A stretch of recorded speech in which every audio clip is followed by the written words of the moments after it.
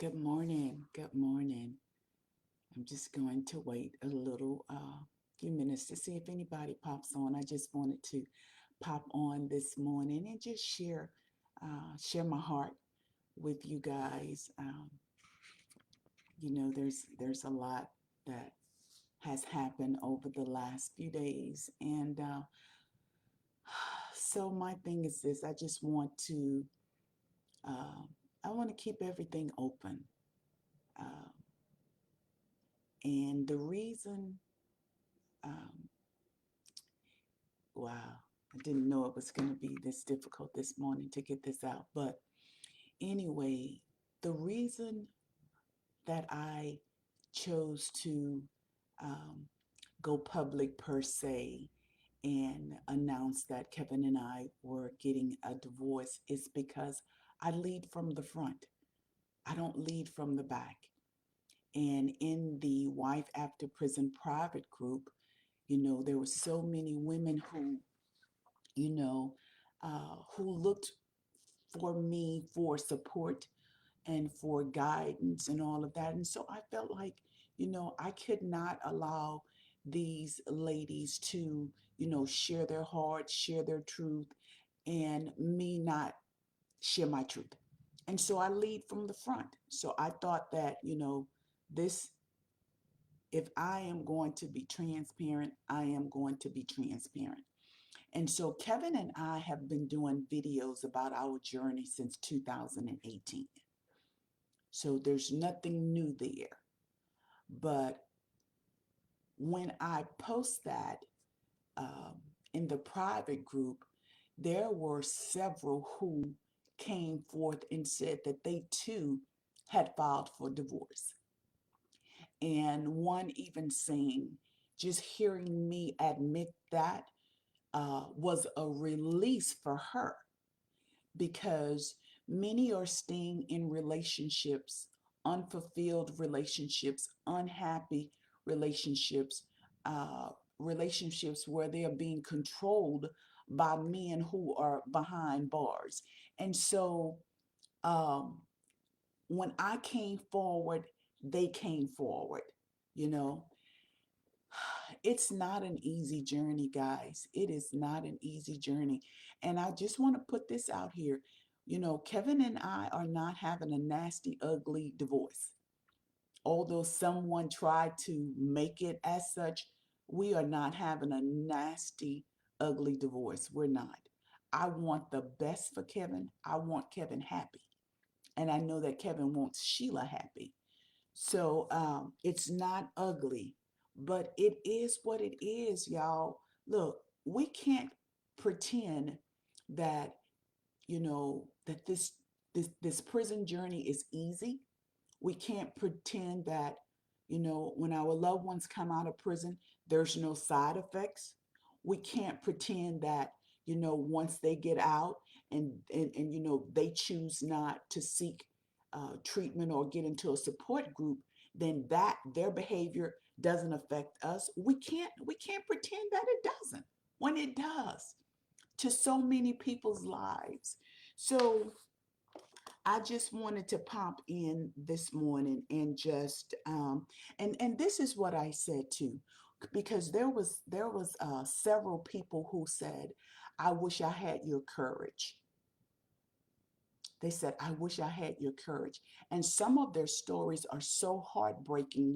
I wish I could pour some of my courage into them, my courage into them. But this is what I share with them. I said, the reason why you don't have the courage to step away from a abusive relationship, you know, and it's not physical because the man is locked up, but it's more so emotionally and mentally abuse, right? Where it's affecting the person's day-to-day living.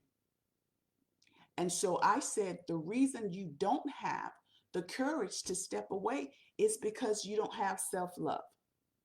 And that's just it, y'all. If you don't love yourself enough to step away from an abusive relationship, you don't love yourself, You don't have self-love. You're loving this person who is behind bars more so than you are loving yourself. You're allowing a person who is behind bars to control your life, to control your life. You know, they don't want you to go here or they want you to move to another state. Wait a minute. Wait a minute. You know, you can't run my life from behind bars. You can't run my life from behind bars. So to the ladies who said, I wish I had the courage, my thing is you need to focus more on you, more on loving yourself than that relationship. Because anytime you're in a relationship and you're very, very unfulfilled and you're living in misery, man, that ain't the way to live. And I just don't believe that anybody is supposed to live their life unfulfilled and unhappy, a miserable life. And I'm going to throw this out here, especially if they locked up. No, no. But I just wanted to say, the reason why I put it out there is because I'm leading from the front. I'm not allowing everybody to share their truth with me in this private setting and I not be transparent. Do I love Kevin Bruno? Absolutely, I do. I do. I really, really do. Is this an easy journey? Nah, it's not. But, you know, it gets to a point where you just say, you know what? I want him to be happy. And so, and I definitely want to be happy. So it's time. And I believe, Kevin and I will still do this work together because this is a topic that nobody talks about, y'all. And I'm so grateful to God. And I know that this is a assignment that He has me on because when I started to talk about this 2017, into 17, the beginning of 2018, man, I would get these looks. People weren't trying to hear me. And normally, I would probably would have, if it was about me, I probably, not probably, I would have just, stopped talking about this. I would stop talking about the after effects of prison, but I knew it's not about me. And so I kept talking and I kept talking, kept talking, and now people are listening. People are listening, and I'll continue to talk about it. Yeah, I'll continue to talk about it because there are guys who are coming home and guys who have been home for like one brother told me he'd been home 3 years. And he said, I struggle daily. I'm messed up. And so if I continue to talk about it and they come forth, and then I could just make some recommendations or suggestions, go talk to somebody, man. Go talk to somebody. And you know what? For some, that's all it probably would take. Go talk to somebody, you know. And if you, again, like I've said, if you're not willing to talk to a therapist or whatever, get in a support group, you know. And I mean, and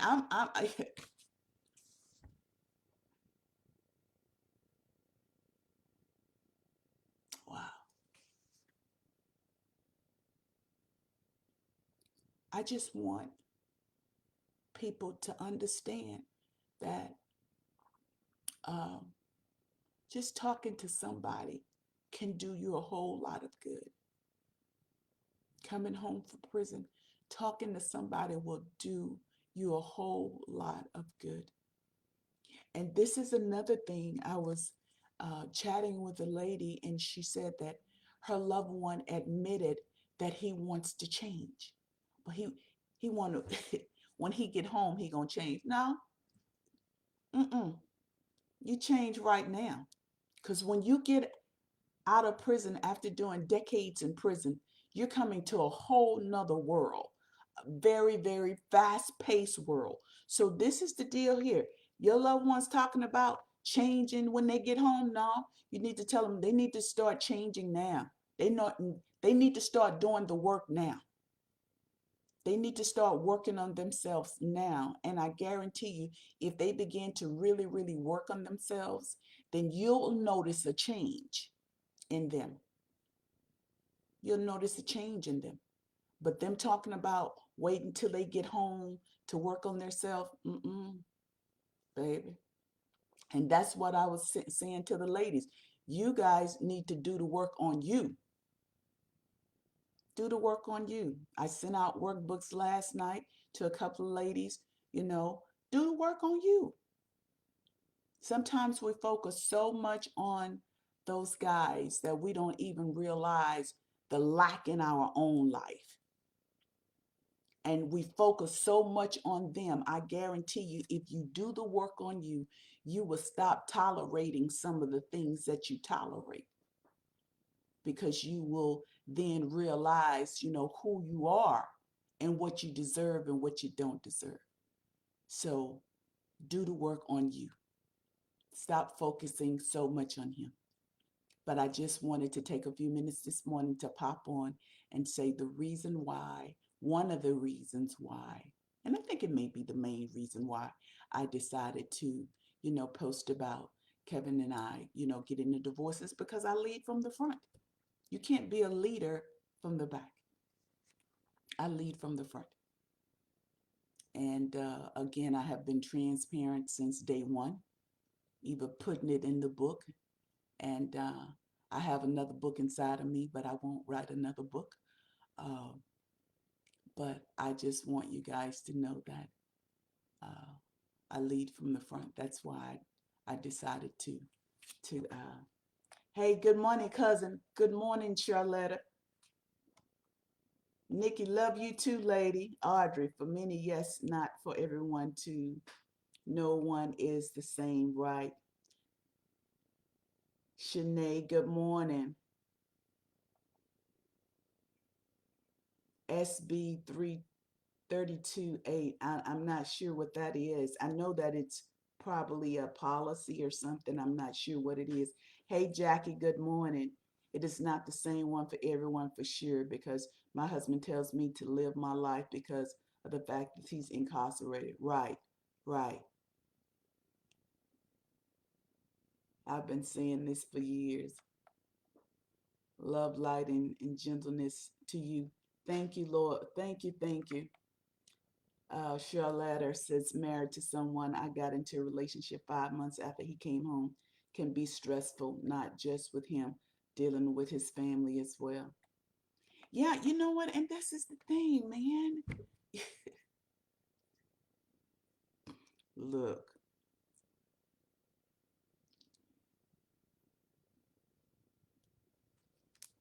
look here. Look, y'all. You have got to be happy. You have got to be happy and let nobody make you miserable. Don't let nobody make you feel bad. I got a meeting. Don't let nobody make you feel bad about the choices that you've made about your life. Whoever it is, family, what. Yeah, don't get me wired up this morning. I came on here just to be quiet and put this little message out here. Lana, thank you for your honesty. Yeah, man. Yeah.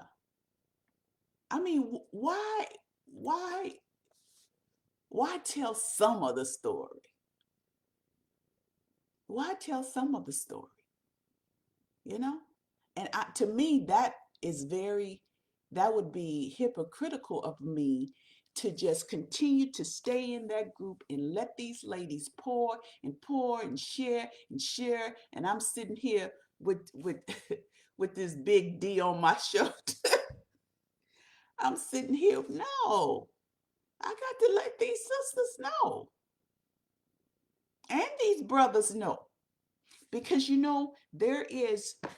there was a research that was done, and it said between 18 in 24 months of a person's release, that's that window where, there's a possibility that they would split, divorce, or whatever. And it was within that 24-month period with Kevin and I that I began to see, the change and stuff like that. So when I read that, I said, wow. And then when this guy also told me, he said, uh,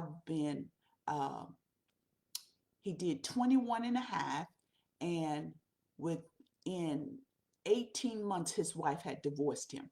So that 18 to 24 month, I guess that's the like the critical point, make or break it or whatever, however. But whatever it is, let me tell you something. You got to do the work. Nobody goes from kindergarten to high school to college without doing the work. You got to do the work. You got to do your work in your marriage just like you do work anywhere else. You have to be intentional about your marriage, just like you're intentional about something else that's important to you. And you can't work on somebody else's job and work harder on somebody else's job than you are on your own in your own life. You got to do the work. And I tell you guys this, the reason why the first time,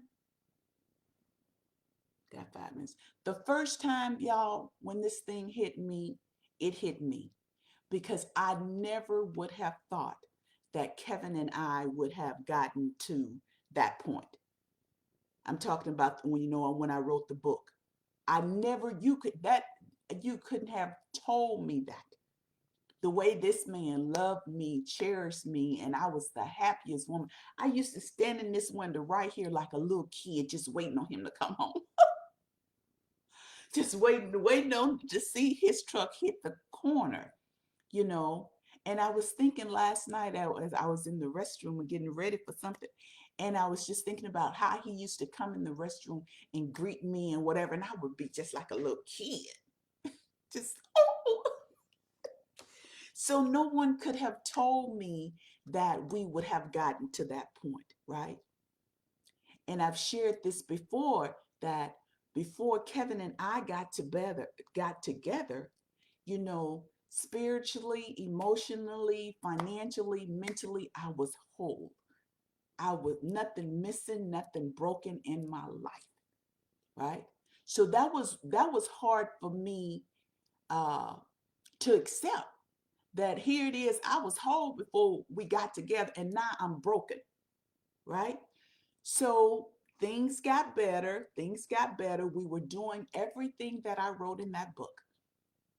And when everything that I wrote in that book and we were doing that, we were, applying principles, we were doing everything, things was working. But when you stop doing the work, it's when things fall apart.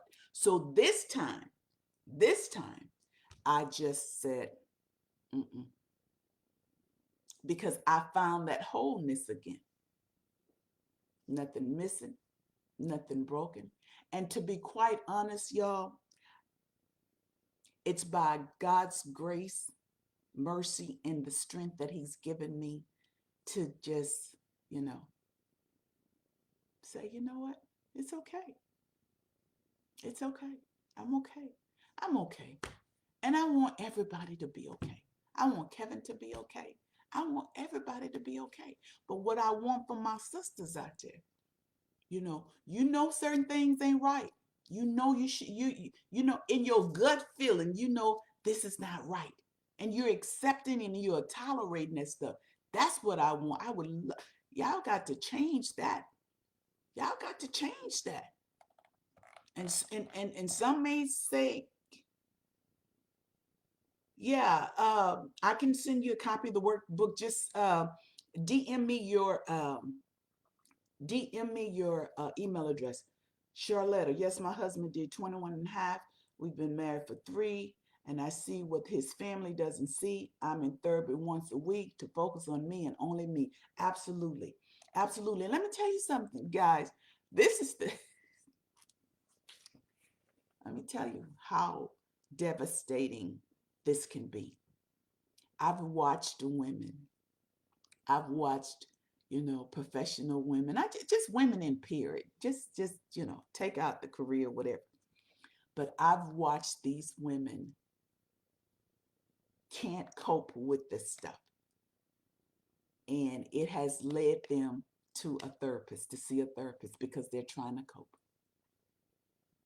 They're trying to cope. But I want, take your life back. Take your life back. Don't give you give nobody total control over your life. And I'm gonna say this, and I gotta go. If you are allowing a man from prison with no outdate, even if he has an outdate, you are allowing a man from prison to run your life, to control your life. Why you ain't answer that phone when I called you and I didn't call you, whatever?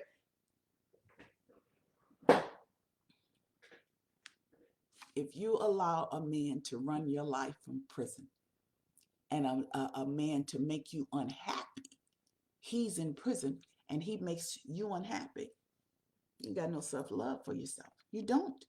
You don't. You don't. You don't, man.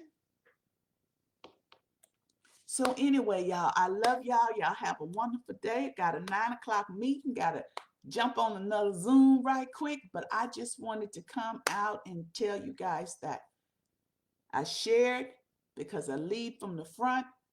I'm not hypocritical. Uh, you know, to anybody that tried to make this messy, shame on you. It's not messy. It's not messy. Okay. So anyway, love you guys. You guys have a fantastic day. It's a beautiful day here in Houston, Texas. Uh, and I will holler at you later. For those who want a copy of my workbook that I created for during the mixer, just send me your email address. And this is the thing. This ain't a worksheet about him, a workbook about him. Nothing to do with him. This is for you to look at your life, to assess your life, where you are right now, right? Because sometimes we have to see it on paper. That's me. I got to see it on paper. Oh, girl, look, okay. You need to do better right here, Sheila. So this is not a workbook for him. This is a workbook for you. And I'll be glad to send you a copy. So just send me your email address. Okay, gotta go. Y'all have a wonderful day, and I'll holler at you later. All right, take care. Bye-bye.